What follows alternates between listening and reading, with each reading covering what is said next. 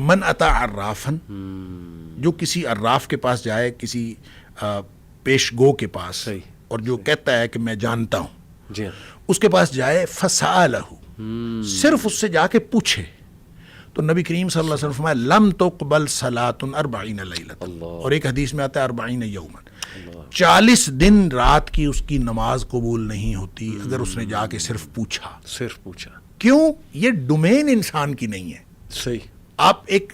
اس domain کے اندر inter ہونے کی کوشش کر رہے ہیں جو اللہ کی ڈومین ہے، آپ کو کیا مسئلہ ہے؟ بالکل صحیح، آپ اپنی ڈومین میں رہیں۔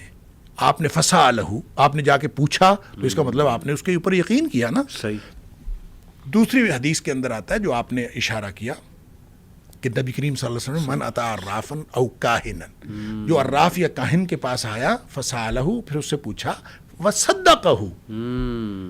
اور اس کو یہ کہہ دیا ہاں تو نے ٹھیک کہا ہے، اللہ، یہ کہہ دیا، تو فرمایا کہ فقد کفر بما انزل علی محمد صلی اللہ علیہ وسلم، اس نے کفر کیا اس چیز کے ساتھ جو نبی کریم صلی اللہ علیہ وسلم پر نازل ہوئی۔ اللہ، اب نبی پاک صلی اللہ علیہ وسلم پر نازل ہونے والی جو شریعت ہے، جو قرآن ہے،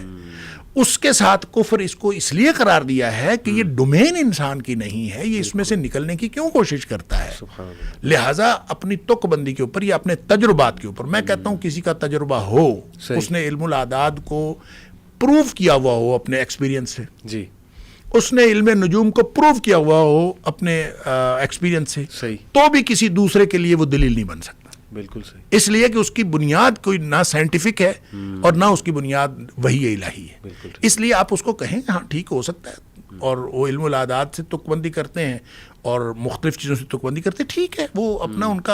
کا اپنا خیال ہے، صحیح، وہ اپنے خیال کو درست سمجھتے بھی ہوں تو ٹھیک سمجھتے رہیں، لیکن اس کو علم بنا کے لوگوں کے سامنے پیش تو نہ کریں۔